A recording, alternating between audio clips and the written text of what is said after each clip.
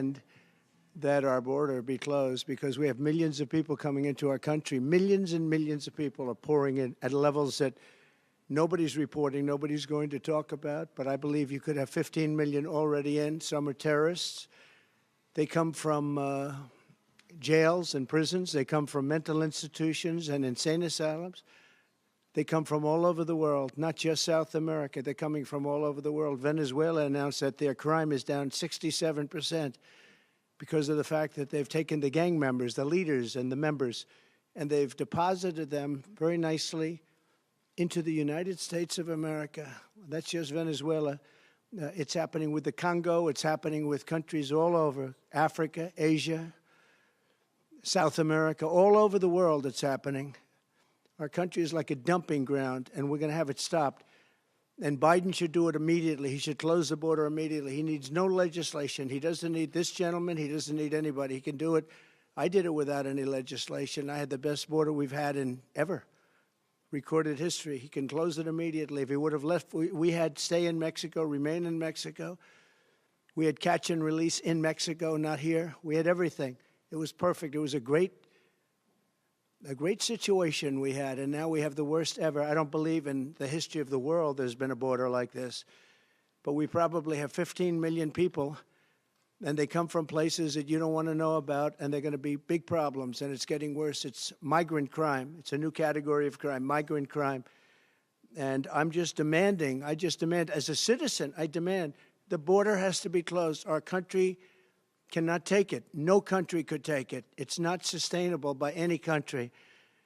And we want to also mention election interference, and we want to talk about election integrity for a little while. But basically, that's what we're working on. And I'll introduce the speaker, who you know very well. He's doing a really good job under very tough circumstances. And I appreciate he came to Mar-a-Lago. We have a great conference, and there's a big turnout because people want this to be healed. They want our country to be healed. They want our country to be united.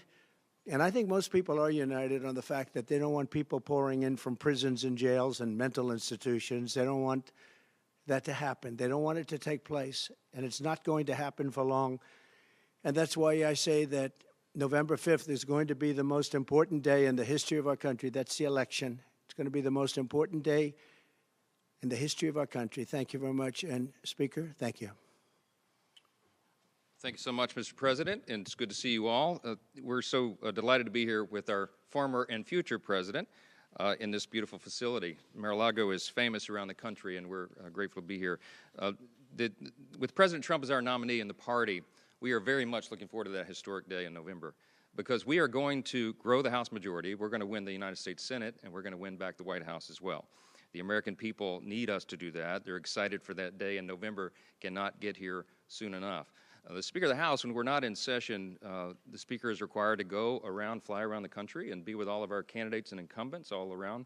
I've been to 23 states now in the last several weeks, and everywhere we go, one of the first questions that people ask about is this issue of election integrity. The border is the #1 issue in America. There's never been a political issue that scored so high in the polls as a matter of concern. And it doesn't matter where anyone lives, because as we say now, every state is a border state. They're deeply concerned about that. And election integrity is tied to the lack of border security. President Biden has created a catastrophe, and he did it by design. We documented 64 specific executive actions that he took from the day he walked into the Oval Office, and that his agencies took under Secretary Mayorkas to open the border wide, to invite everybody from around the world to come here, including hardened criminals and dangerous persons. And the result, we all know.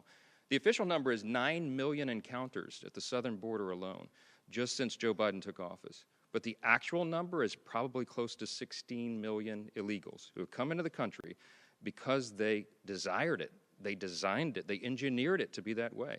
His actions did that. He ended the Remain in Mexico policy under President Trump's administration. They reinstated catch and release that had been practiced under the Obama administration. They stopped building the wall. They did everything exactly the opposite of what this president had achieved, and that's why we have this catastrophe. It has all sorts of terrible effects on the American people. We know that fentanyl is the leading cause of death for Americans age 18 to 49. We know that violent crimes are being committed on innocent Americans now. Laken Riley and many others who are now losing their lives because these dangerous people are in our country, and it must stop. And the American people are demanding that it does. And it doesn't matter which political party that any American is in, they have the same desire. They want safety and security, and we can supply that. But among the problems that flows from this open border catastrophe is directly related to this threat to our election integrity. Why is that? You need to understand something really important about federal law. Since 1993, the National Voter Registration Act, we call it the Motor Voter Law, allows people to sign up to vote when they get a driver's license. If an individual only asserts or simply states that they are a citizen, they don't have to prove it. They can register that person to vote in a federal election. And you see, states are currently prohibited, believe it or not, the states are prohibited from asking someone to prove that they're a citizen. The federal voter registration form just has a check-a-box, and if you do that, you're good. The states can't allow it. Well, we think that's a serious problem. And so what we're going to do is the House Republicans are introducing a bill that will require proof of citizenship to vote. It seems like common sense. I'm sure all of us would agree. We only want U.S. citizens to vote in U.S. elections. But there are some Democrats who don't want to do that. We believe that one of their designs, one of the reasons for this open border, which everybody asks all around the country, why would they do this? Why would they allow all this chaos? Why the violence? Because they want to turn these people into voters. Right now, the administration is encouraging illegals to go to their local welfare office to sign up for benefits. Well, guess what? When you go to a welfare office, they also ask you if you would like to register to vote. And so many people, we think, are going to do that. And you know what? The numbers are so high. There's so many millions of illegals in the country that if only 1 out of 100 voted, they would cast potentially hundreds of thousands of votes in the election. That could turn an election. This could be a tight election in our congressional races around the country. It could, if there are enough votes, affect the presidential election. And so that's why House Republicans are going to act. I'm going to announce to you today, here standing alongside President Trump, that we will do everything within our power to ensure that we do have free and fair elections in this country. If we don't have that in a constitutional republic, we have nothing. It's the basis of who we are as a nation, and we owe that to the American people. And so what we're going to do is introduce legislation to require that every single person who registers to vote in a federal election must prove that they're an American citizen first. They have to prove it. That will be a new part of the federal law and a very important one. Our bill will establish new safeguards. It'll put us on par, by the way, with virtually every other democracy around the world that also prohibits non-citizen voting. And this is a critical thing for us to do at a very critical time. Our bill also will require states to remove non-citizens from their existing voter rolls. That's a big problem, too. And it will provide access to databases from the Department of Homeland Security and the Social Security Administration to help the states administer this. As the entity that is responsible for regulating federal elections, Congress has this responsibility. We cannot wait for widespread fraud to occur, especially when the threat of fraud is growing with every single illegal immigrant that crosses that border. This is something most Americans are deeply concerned about. The latest poll says 78% of the Americans who are polled say that preventing illegal immigrants from voting in our elections is a top priority. In every place I've gone around the country, whether it's out west, Midwest, Long Island, Deep South, it doesn't matter. Everybody is concerned about this. We have a job to do. Here's what you need to look for, and I'll turn it back to the President. When we put this bill on the floor, you're going to see a record vote by Republicans and Democrats. You'll see that the Republicans stand for election integrity. And then we'll be able to ask this very important question of the Democrats. They're going to have to go on record. Do you believe that Americans and Americans alone should be the ones who vote in American elections? We're about to find out their answer. And I think that will be a very interesting one for everybody to see. Mr. President, thank you again for hosting us today. I'll turn it back to you. Thank you very much. Yes, sir. Thank you. Yes, sir. Beautiful. Thank you. Do you have any questions? Do you support Marjorie Taylor Greene's motion to vacate, or do you stand behind Speaker Johnson? We're getting along very well with the Speaker, and I get along very well with Marjorie.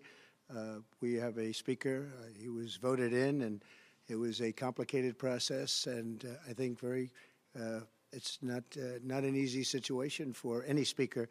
I think he's doing a very good job. He's doing about as good as you're going to do, and I'm sure that Marjorie understands that. She's a very good friend of mine, and I know she has a lot of respect for the Speaker.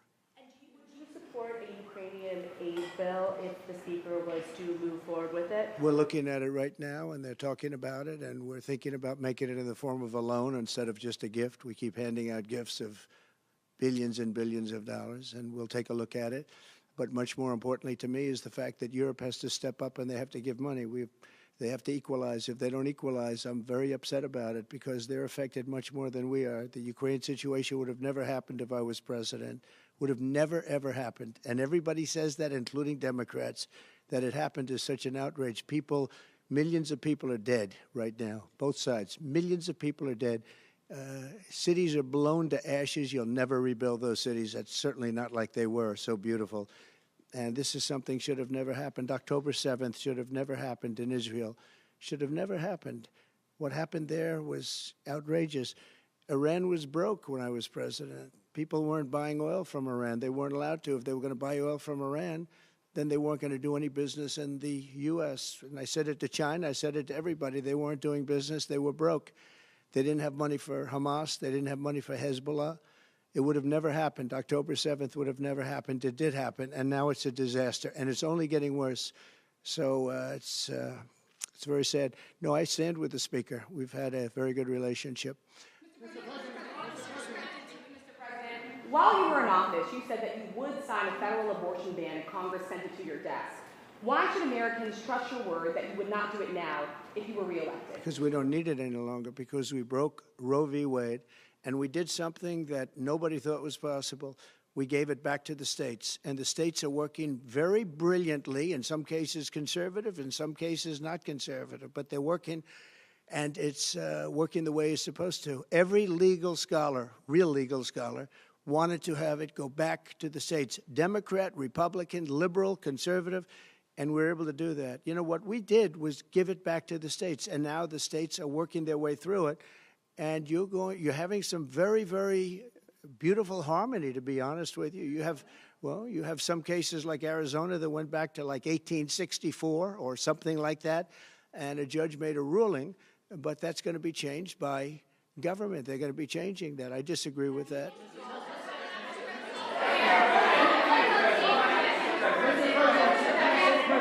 Excuse me, please. Just a follow-up.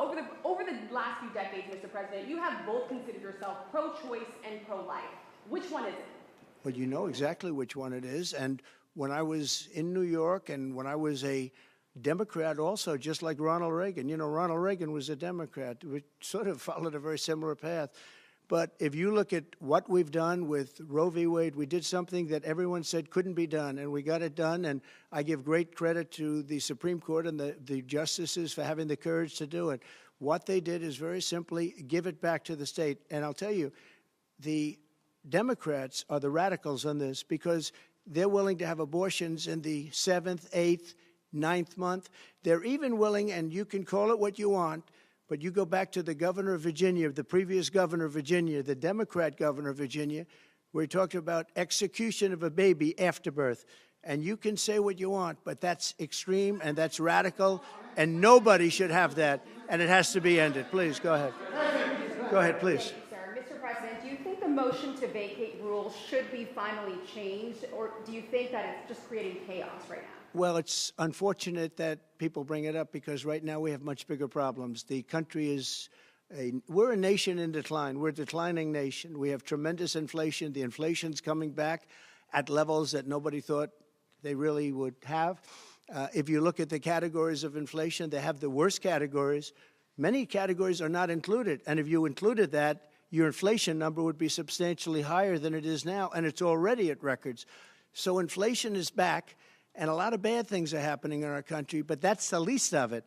You've got Russia you could end up in a world war between Russia, Ukraine, and all of the chaos, and that's something should have never happened. It would have never happened. What's going on with Israel, October 7th, and what's going on with Israel could end up in a world war.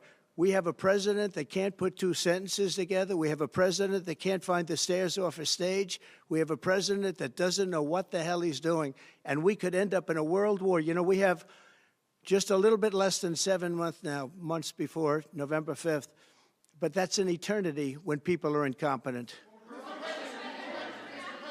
Go ahead, please. Do you support the House's FISA bill that was passed this morning? Which one? The FISA bill, and did you talk to any Well, I'm not a Republicans? big fan of FISA. I looked at it, and I studied it, and I know it probably better than anybody.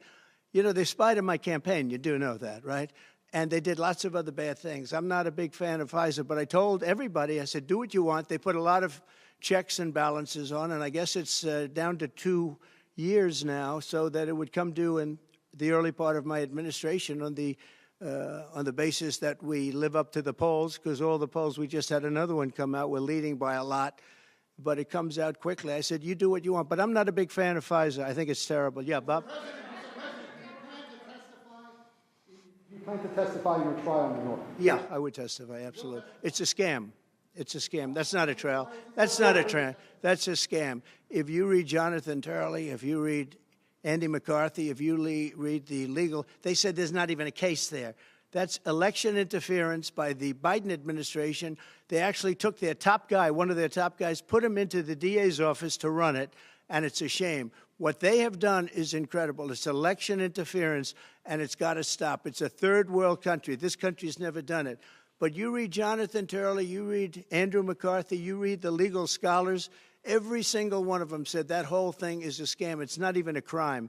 And what they're doing is a crime. They are criminals. All right, Bob? Can I just follow up on that? Why do you believe it is important for you to testify, take the stand in this upcoming trial? And what are you watching as jury selection begins in New York? Well, you know, jury selection is largely luck. It depends who you get. It's very unfair that I'm having a trial there. It's very unfair that we have this judge who hates Trump and has tremendous conflict, as you know, tremendous conflict. Nobody can believe that this judge isn't recusing himself. The conflict is at a level that nobody's ever seen before. So I have that, and I have venue. We have all these things that we've asked for. They don't give us anything. It's a witch hunt that takes place in New York, and that is taking place, and it's very bad for New York, and it's very bad, for the judicial system in New York. I'm testifying. I tell the truth. I mean, all I can do is tell the truth, and the truth is that there's no case. They have no case, and again, you have to read the scholars, read all of the legal scholars. I haven't seen one legal scholar that said this is a case. And in fact, even you people said, oh, gee, that's too bad, this is the first one. All of them are scams. They're all about election interference. We have a president that doesn't know where he is. He can't speak. The whole world is collapsing. The world is on fire. They have no respect for our country anymore. And the only way he thinks he can win is by doing this, you know, trials of Trump. We have Fawny in Atlanta, who's been so discredited now. That was a setup with her boyfriend so they could take trips and take a lot of money out. And that's something that should be dismissed. Not just the prosecutor dismissed, the case should be dismissed. Every single one of them said, look at what happened with Biden. He gets off scot-free. With 50 years of documents and classified information, he gets off scot-free. And I'm still fighting that trial. The whole thing is a disgrace, and it's a disgrace to our nation. According to both U.S. and Israeli intelligence reports. Have you spoken with Israeli Prime Minister Benjamin Netanyahu? How should the United States respond? And the same question for you, Mr. Speaker. I don't want to say who I spoke to, but for the president of our country to actually put out a warning that he thinks that we're going to be attacked or they're going to be attacked, that's pretty pathetic. They wouldn't be attacking Israel if I were president, that I can tell you, and they never did. They wouldn't be attacking. Iran was in no position to attack. They had no money. They were broke.